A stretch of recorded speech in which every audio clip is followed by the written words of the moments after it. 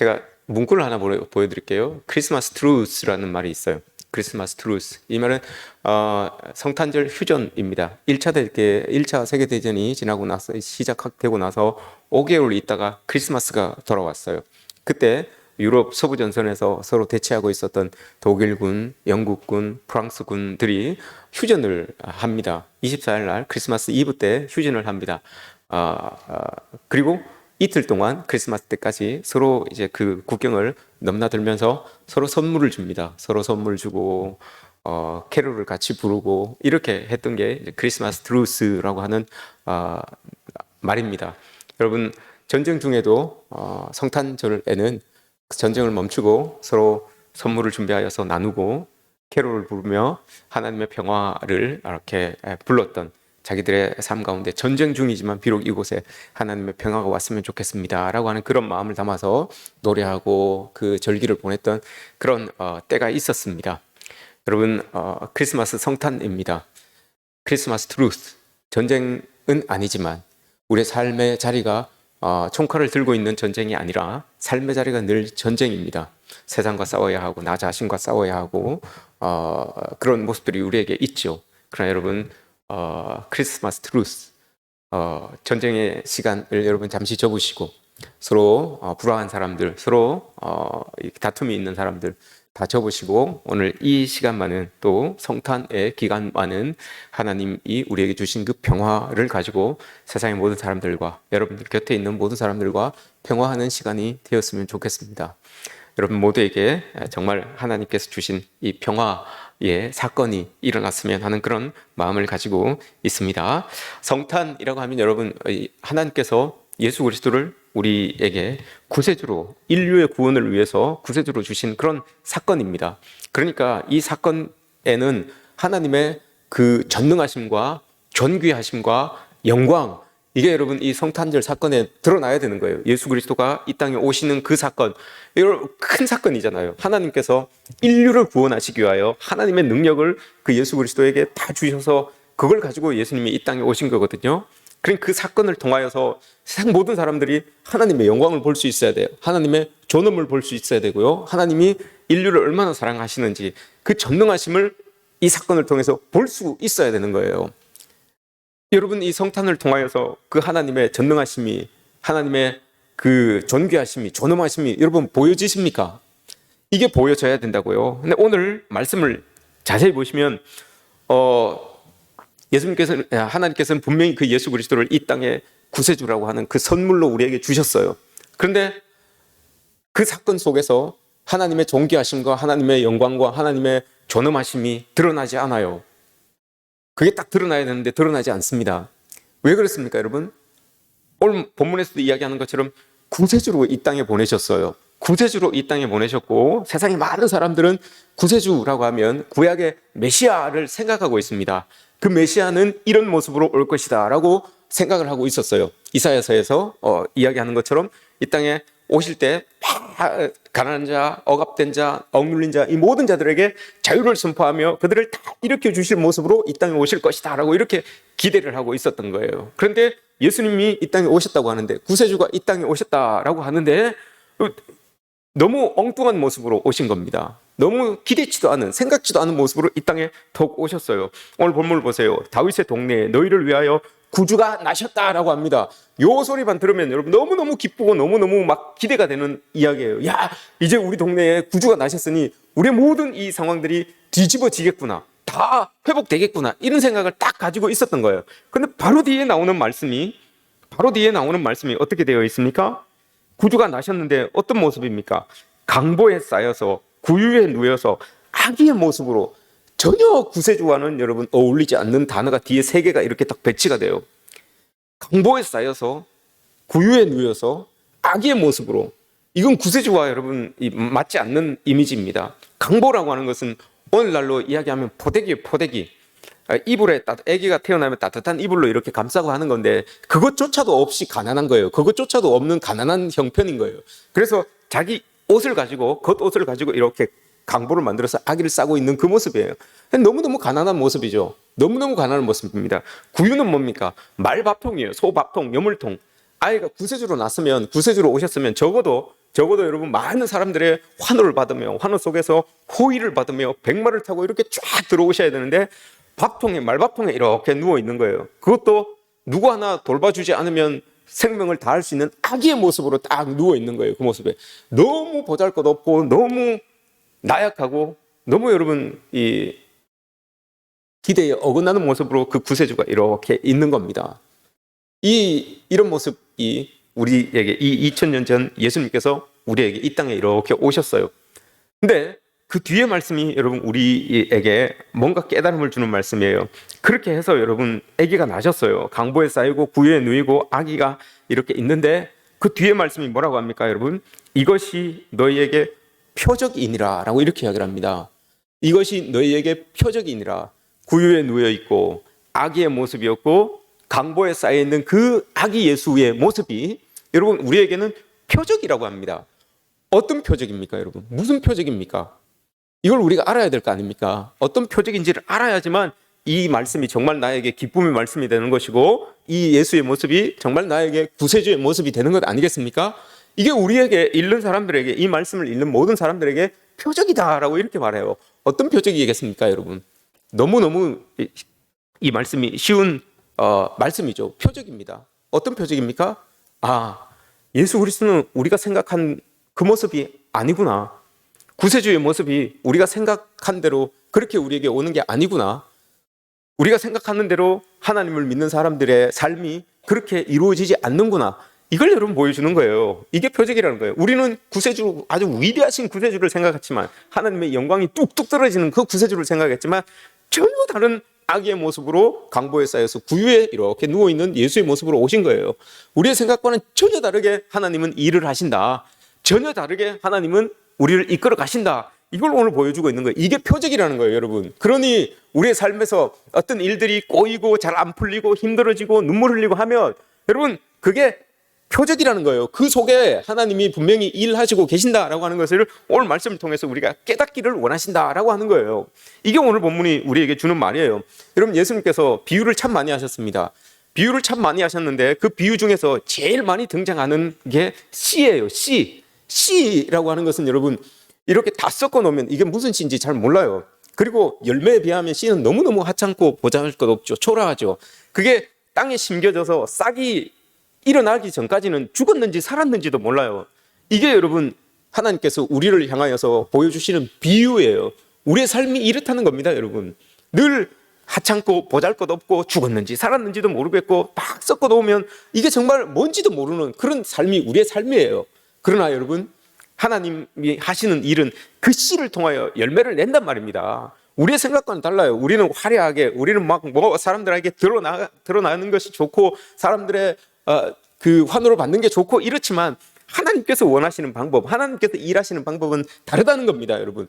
그렇게 일하시는 것보다도 하나님은 땅 속에 숨겨져서 죽었는지 살았는지도 모르게끔 그렇게 보잘것없이 하찮게 삶을 살아가고 있지만 열매가 딱 달릴 때 여러분 하나님께서는 그 열매를 보고 우리에게 우리를 판단하시는 것처럼 그 열매가 나기까지, 그 열매가 만들어지기까지 여러분 우리의 삶이 힘들 수도 있고 어려울 수도 있어요. 우리의 기대와는 다르게 그렇게 우리의 삶이 지나갈 수도 있다는 거예요. 그걸 오늘 본문이 우리에게 이야기를 해주는 거예요. 그러니 우리의 어떤 한 시기를 여러분 딱 잘라서 한 순간을 딱 잘라서 평가할 수가 없다는 겁니다.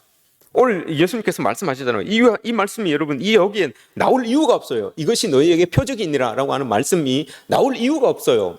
그런데 이 말씀이 있는 것은 하나님은 우리 뜻대로, 우리의 생각대로, 우리 마음대로 그렇게 우리의 바라는 대로 일하시지 않는 분이십니다. 우리는 구세주를 생각하고 있었지만 하나님은 이런 분을 이렇게 예수님을 보내셨습니다 라고 하는 겁니다. 이걸 여러분 하나님은 우리에게 예수 그리스도라고 하는 선물을 주셔서요. 선물이 여러분 포장지가 벗겨지기까지는, 포장지가 뜯어져서 안을 확인할 때까지는 그 선물이 뭔지 몰라요. 예수님은 이런 분이라는 겁니다 여러분. 우리 막 화려하게 이렇게 쌓여져 있는, 포장지에 쌓여져 있는 그 선물이 여러분 좋은 것 같죠? 밖에는 막 명품 박스로 이렇게 포장을 했는데 그 안에 뭔가 들어있는지 기대하잖아요. 명품으로 딱 쌓여 있으면 저 안에 뭐가 들어있을 것 같습니까 여러분? 혹시 저 브랜드에서 나온 명품이 뭐가 들어있지 않을까 이런 기대를 하잖아요. 그죠? 근데 하나님은 그렇게 일하시지 않는다고요. 포장지를 벗겨보고 안을 확인하기 전까지는 하나님이 어떻게 일하시는지, 하나님이 어떻게 나와 동행하시는지 그게 우리는 몰라요. 하나님은 그렇게 일하신다는 겁니다. 예수님께서 그 십자가라고 하는 그 포장지로 이렇게 쌓여 있었는데, 여러분 십자가라고 하는 포장지를 확 벗겼을 때 어떻게 됩니까? 부활이라고 하는 영광이 딱 드러났잖아요.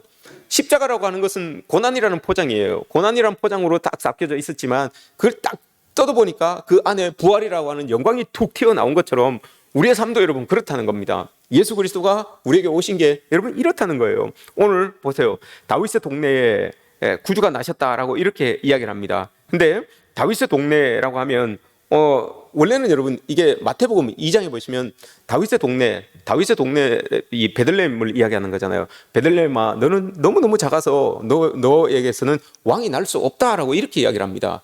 세상 사람들은 다 그 베들레헴이라고 하는 그 동네를 보고 베들레헴이 정말 작았어요. 동네가 작았어요.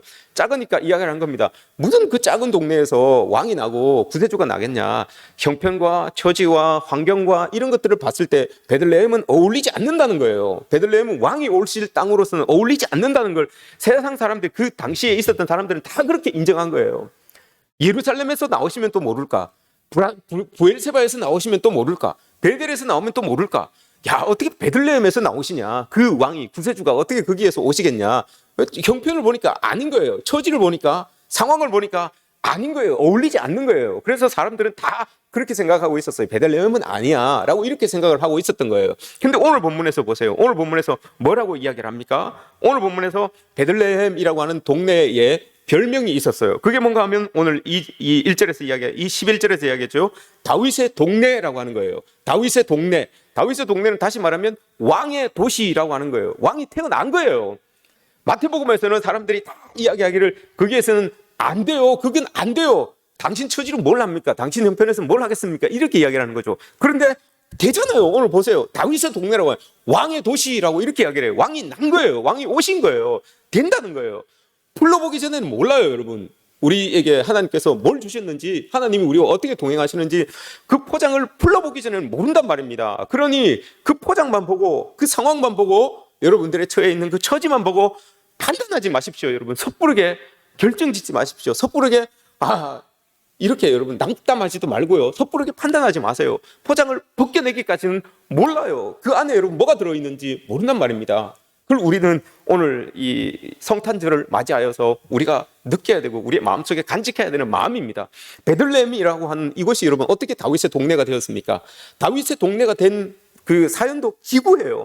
룻기까지 가야 됩니다. 룻기까지 쭉 가면 룻이라고 하는 여인이 있었잖아요. 나오미라고 하는 시어머니와 함께 나오미가 모압까지 갔어요. 잘 살아보려고, 성공해서 돌아오려고 베들레헴을 떠나서 저 모압까지 내려갑니다.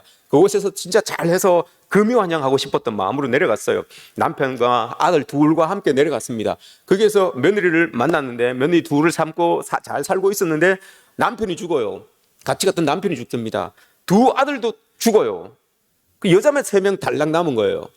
시어머니와 며느리 둘. 근데 시어머니가 이래가 도저히 안 되겠다 싶어서 자기 고향으로 다시 돌아가려고 합니다.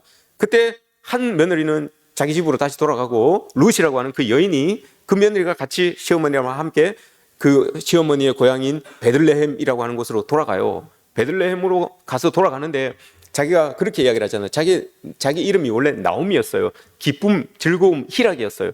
근데 사람들이 자기를 나옵니다라고 이렇게 부르니까 아닙니다. 나는 마라입니다. 쓴 인생입니다. 라고 이렇게 이야기를 해요.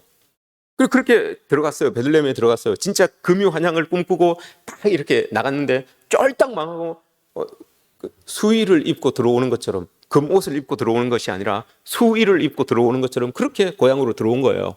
근데 고향으로 들어왔는데 거기에서 좋은 사람을 만납니다. 나오미가 말고요. 며느리가 룻이 좋은 사람을 만나서 보아스라고 하는 사람을 만납니다. 그래서 그 사람에게서 아들이 나오는데 오벳이라고 하는 사람이 나와요. 오벳이 다윗의 할아버지잖아요. 그 오벳에게서 이새가 나와요. 다윗의 아버지가 나옵니다. 이새가 다윗을 낳죠. 그 다윗이 베들레헴에서 그렇게 태어난 거예요. 그리고 그곳에서 살다가 그곳에서 베들레헴에서 정말 다윗이 왕 위에 기름을 왕으로 세워지게 되는 거잖아요. 얼마나 여러분 기구합니까? 항상 금이 환양을 원하여서 떠나갔다가 돌아오는데 아무것도 없이 돌아온 그 땅이 베들레헴이었어요. 그러니 사람들이 베들레헴을 보고 베들레헴은 안 돼라고 이렇게 이야기를 했겠죠. 그런데 여러분, 하나님의 섭리는 모르는 거예요. 그곳에서 여러분 어떻게 좋은 사람 보아스를 만날 수 있을 것이라고 누가 생각을 했겠습니까? 그 보아스를 통하여서 여러분 다윗의 할아버지, 아버지가 날 줄 누가 알았겠습니까? 그래서 여러분 그곳에서 다윗이 정말 왕으로 났어요. 왕으로 나서 왕위를 오르게 되는, 왕위에 오르게 되는 일이 베들레헴에서 일어나게 된 거예요. 누구도 몰라요, 여러분. 아무도 몰라요. 우리가 봤을 때는 정말 다 망한 것 같지만, 다 그냥 절망 상황에 빠져 있는 것 같지만 하나님의 섭리는 모른다니까요. 포장을 벗겨지고 그 안을 확인하기 전까지는 몰라요, 여러분. 이게 여러분 하나님께서 이 땅에 오신, 우리에게 오신 성탄의 기쁨이 될 수 있는 이유예요. 우린 다 여러분, 우리의 상황은 다 달라요. 처지는 다 달라요. 그러나 그 처지 속에서 하나님이 원하시는 것은 똑같아요. 포장을 풀어보고 그 안에 하나님의 그 예수 그리스도께서 이 땅에 오신 그 목적, 나를 위하여서 오신 그 목적이 포장을 딱 풀었을 때 톡 드러나는 거, 이게 여러분 하나님께서 우리에게 원하시는 모습 아니겠습니까? 이런 모습들이 여러분 우리에게 있어야 되는 거죠. 다 그런 겁니다. 구세주를 생각하고 있는데 아기로 구유에 뚝 누워있는 이 모습이나, 여러분 아브라함을 보세요. 아브라함이 75세에 자기 아버지 집을 떠납니다. 모세가 여러분 80살에 하나님의 부름을 받아요. 아기로, 구세주가 아기로 있는 모습이나 75세의 부르심을 받고 80세의 부르심을 받아서 하나님의 일을 하는 거나 초라하기는 여러분 거반 다르지 않아요. 할 수 있는 일이 전혀 없다는 것, 여기에 기준을 놓고 본다면 아기나 75세의 어른이나 80세의 어른이나 부름받았다는 건 똑같은 모습이에요. 그러나 여러분 그렇지 않잖아요. 75세 때 아브라함이 부름을 받고 하나님께 쓰임을 받아서 믿음의 조상이 됩니다. 모세는 여러분 80세에 자기가 이 시를 쓴 것, 시편 90편을 썼잖아요. 거기에도 뭐라고 이야기합니까? 사람들이 잘 살면 70까지 살고 더 강건하게 살면 80까지 삽니다, 이렇게 이야기를 했어요. 자기가 그렇게 고백했어요. 그런데 잘 살면, 강건하게 살면 80까지 삽니다, 이렇게 이야기를 해놓고 그 80살에 자기가 하나님께 부름을 받아요. 그래서 사용이 되잖아요. 그만큼 여러분 생명이 길지 않았던 때예요. 그런데 그런 때에 하나님 불러서 사용하니 얼마나 여러분 자기도 힘들었겠습니까? 아무것도 없고 뭐 하나님 앞에 내밀어서 사용할, 확실히 뭐 드러내놓고 사용될 만한 요건이 없어요. 그런데도 하나님이 사용을 하시잖아요. 그래서 이 사람이 이스라엘의 영도자가 되는 것 아닙니까? 풀어보기 전에는 몰라요, 여러분. 하나님이 우리에게 주신 그 선물, 포장을 다 뜯어내기 전에는 몰라요. 이 포장을 여러분 우리는 믿음으로 뜯어내는 겁니다. 하나님이 우리의 삶에, 우리 인생에 이렇게 찾아오셨는데 그 찾아오신 인생을 우리가 살아갑니다. 그 살아가면서 믿음으로 그 포장지를 하나하나 뜯어내는 거예요. 한꺼풀 한꺼풀 벗겨내고 그걸 이제 확인하는 거죠. 우리의 삶의 자리에서 그걸 확인하며 살아가는 게 우리 그리스도인들의 모습입니다. 예수님께서 이 땅에 우리에게 선물로 오셨어요. 그 선물을 여러분 우리의 삶의 자리에서 한꺼풀 한꺼풀 벗겨내는 거예요. 이게 우리 성탄의 의미입니다. 우리에게 오신 성탄의 의미입니다. 그래서 오늘 본문에서 이야기하는 것이 이것이 너희에게 표적이니라 라고 이렇게 말씀하시는 거예요. 그냥 봤을 때는 못 느낄 수 있어요. 내 상황에서, 내 지금 이런 상황에서 무슨 성탄의 기쁨이, 성탄의 평화가 나에게 있겠나, 이렇게 생각할 수도 있어요. 왜냐, 1년 동안 눈물 지은 일들이 너무 많았고요.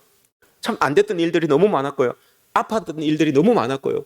상처 입은 일들이 너무 많았어요. 그래서 지금 현실을 볼 때 성탄의 기쁨이 나에게는 정말 거리가 먼 것처럼 이렇게 느껴질 수가 있어요. 그게 여러분 그냥 겉으로 보이는 포장일 뿐이에요.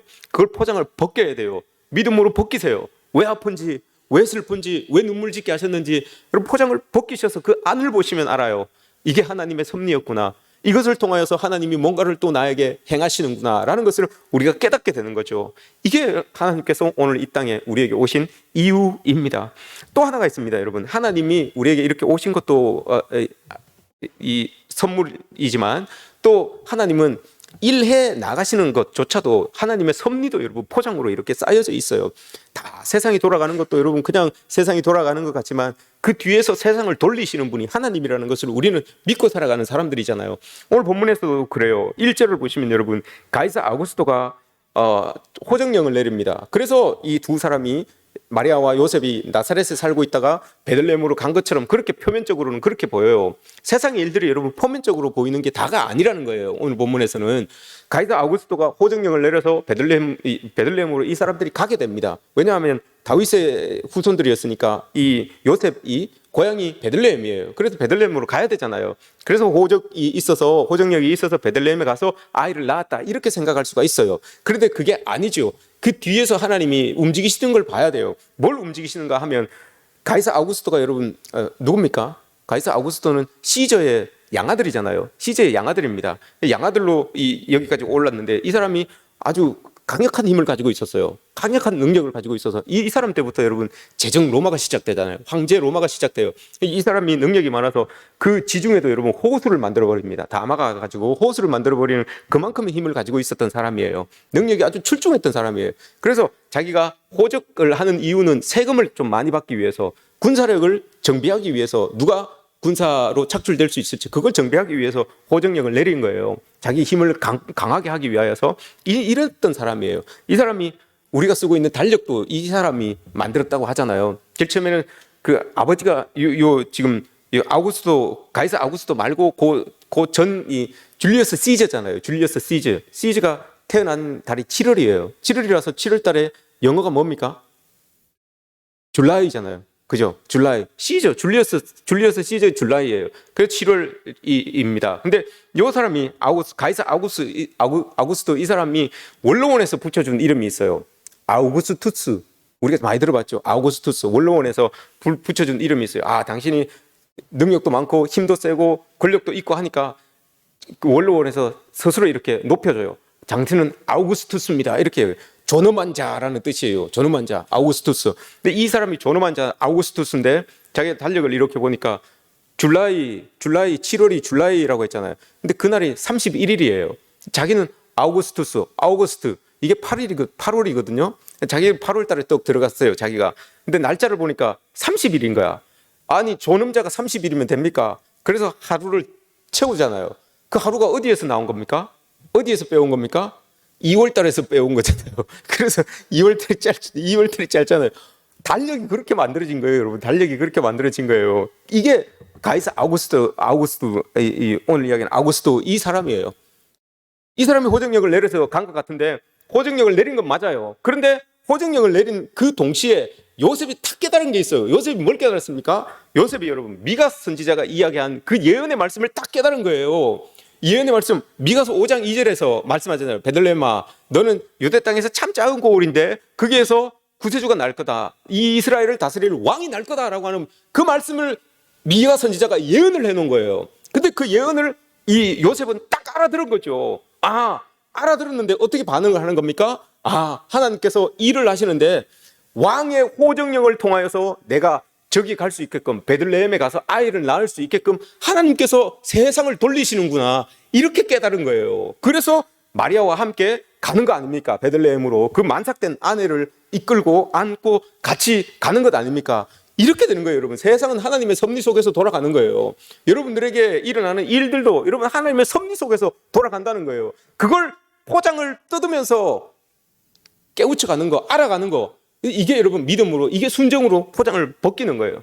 그렇게 될 때 정말 하나님이 나에게 뭘 원하시는 것이 무엇인지 그걸 우리는 깨닫게 되는 거죠. 깨달으며 살아가게 되는 겁니다. 성탄은 여러분 이런 겁니다. 우리에게 예수 그리스도 우리에게 선물로 주셨는데 포장을 다 싸서 주셨어요. 근데 그 포장을 우리의 삶에서 하나하나 벗겨가야 돼요. 믿음으로, 순종으로 벗겨가야 되는 거예요. 그럴 때 정말 내 삶에 예수 그리스도의 의미가 드러나는 것이고 정말 나에게 일어나는 그 일들에 대하여서 해석이 가능한 거예요. 왜 하나님이 나에게 이런 일들이, 우리에게 이런 일들을 주시는지 그런 것들을 알게 되는 거죠. 히브리서에서 이야기합니다. 믿음은 바라는 것들의 실상이다 이야기합니다. 실상. 믿음은 여러분 포장을 풀어서 그 안에 들어 있는 것들을 드러내게 하는 실상이에요. 믿음으로, 순종으로 이걸 드러내는 겁니다. 예수님께서 여러분 성탄하셨습니다. 우리에게 오셨습니다. 우리 인생에 예수님께서 쑥 들어오셨습니다. 이제 우리 마음에 계시는 그 예수 그리스도를 우리의 삶에서 믿음으로, 순종으로 포장을 하나하나 벗겨내면서 실상으로 세상 사람들에게 보여줘야 되는 것이 여러분 우리의 모습입니다. 우리의 삶입니다. 믿음은 바라는 것들의 실상이라고 했습니다. 포장으로 쌓여져 있었던 그 예수 그리스도를 이제 우리는 삶에서 드러내면서 그렇게 살아가야 되는 겁니다. 그렇게 될 때 세상에 그 안에 감추져 있었던 보화가 툭 튀어나옴으로 인하여서 그 보화가 발산하는 빛과 그 보화가 풍겨내는 평화가 이 땅에 탁 펴지게 되는 거죠. 우리 삶에 퍼지게 되는 거죠. 이런 삶이 여러분 오늘 우리에게 요구되는 것입니다. 성탄 예수 그리스도께서 오늘 우리에게 오셨습니다. 여러분 오신 그 예수 그리스도 포장에 쌓여 있지만 그 쌓여 있는 예수 그리스도를 우리의 삶 가운데서 하나하나 믿음으로 순종으로 풀어내면서 하나님의 평화를, 예수 그리스도의 평화를 이 땅에 드러내시는 저와 여러분들 되시기를 주님의 이름으로 축복합니다.